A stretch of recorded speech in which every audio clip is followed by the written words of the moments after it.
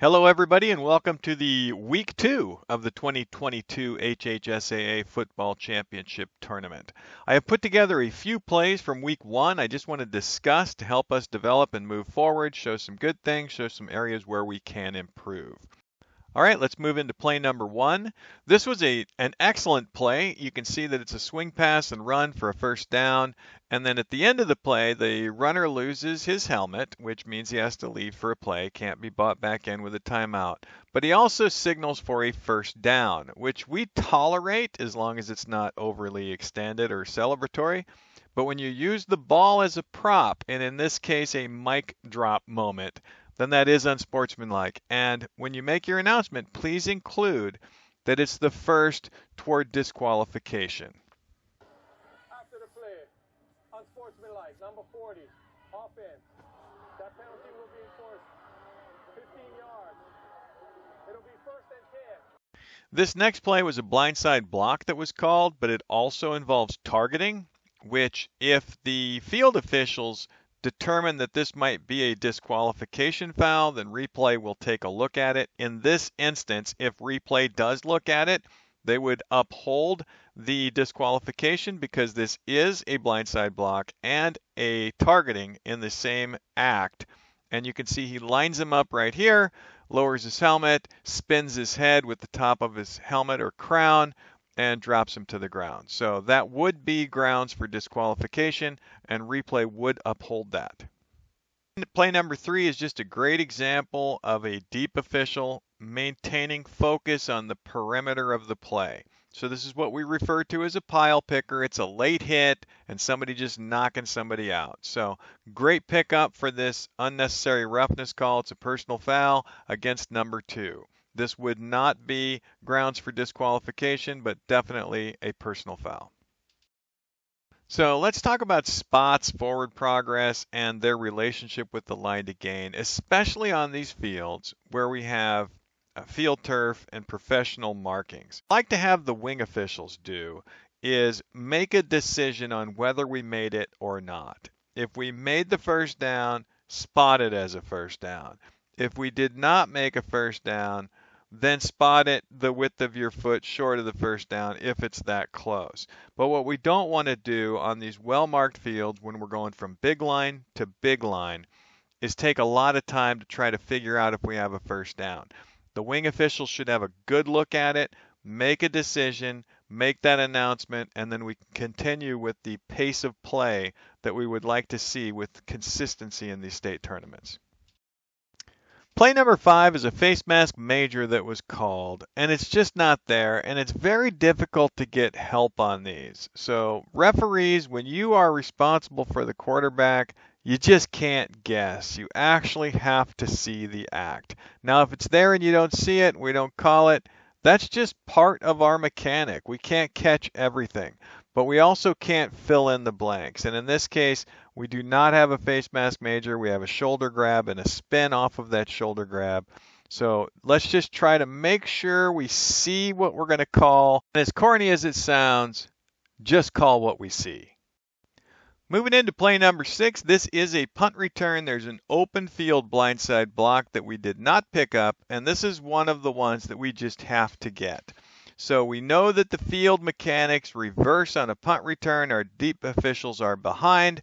Our referee and our 2 line of scrimmage officials are in front, and they are responsible for this hit right here. Primarily, the line of scrimmage official on this side of the field, and secondarily, the referee. It should open up to both of them. Play number 7 was a sideline interference, and it doesn't matter who it is on the sideline. You can look in the upper left-hand corner. If we have sideline interference, that is credited as a personal foul against the head coach, regardless of who contacts the official. Now, the importance of that is that a personal foul does not add to the UNS get to auto disqualification. However, running into a player on the sideline who's in the restricted area, if you get 2 of those personal fouls, the head coach is automatically disqualified, but it does not accumulate with unsportsmanlike fouls. Also, the signal for sideline interference is 2 hands behind your back, preceded by a personal foul signal. Play number 8, we're getting back into measurements, line to gain. This drive started as a touchback. So we know that the initial line of scrimmage is the front edge of the 20-yard line, which also means that we know that the line to gain is the front edge of the 30-yard line. And we already talked about how we spot it. The wing officials should have a good look. If you get it, spot it so they get it. If they don't get it, spot it so the width of your foot is short or more, depending on where the ball is. In this case, it appears the ball is touching the 30. There should be no measurement, no question about it. It is a first down. There are occasions at the end of the second quarter, but more likely at the end of a game, where we will do a measurement just to satisfy everyone out there, even though we know where it is, if it's close enough. But this is not one of those situations. This is third quarter. There's 2 minutes left. We know it's 20 to 30. There's no reason to be doing a measurement. We just need to keep the timing, the consistency, keep the game going, keep the flow and the momentum moving. On another note, we know that the front edge of the 30 is the line to gain, and when we pull the chains are 3 inches or so beyond the front edge of the 30. That is also not acceptable because it means either our chains are the wrong length or we're spotting it on the midline incorrectly. So please remember, back edge of the back line is where we put our clip. Play number 9 is an example of a quarterback false start where they're buying yardage from us. They're not earning it. Keep an eye on your quarterback. His mouthpiece isn't in. He knows what he's doing. All he's doing is trying to get the defense to jump by hard counting with a loud audible and jerking his hands in a motion that indicates the beginning of the play. This is a false start. Play number 10, a little bit of the same thing. He's getting back there, he's stepping forward, he's jerking his hands with a hard audible count. That is a false start on the quarterback, and we need to start enforcing this against the offense. Play number 11 is an illegal motion call. Really good call by the near side wing official. You can see the motion man starts at the 26, and by the time the snap happens, he's at the 25, and this is a gradual but steady forward motion. If he's able to stop and move laterally, before the snap, then it's fine, but he continues that motion toward the line of scrimmage. That's a very good call. Play number 12 is the kick play I talked about in the written memo. And if we have a free kick or a scrimmage kick and a receiver moving toward his own goal line, if the control is inside the 1 and the next step takes them into the end zone, that is by philosophy a touchback. I know that the written rule says control in the field of play, but we have for many years used a philosophy of if they're moving back toward their own end zone, control between the 1 and the goal line, next step in the end zone. That is just a touchback for safety purposes and to eliminate the confusion on the return. Additionally, if they control the ball between the 5 and the 1 and their momentum carries them into the end zone, we do need to get a beanbag down to mark that momentum spot.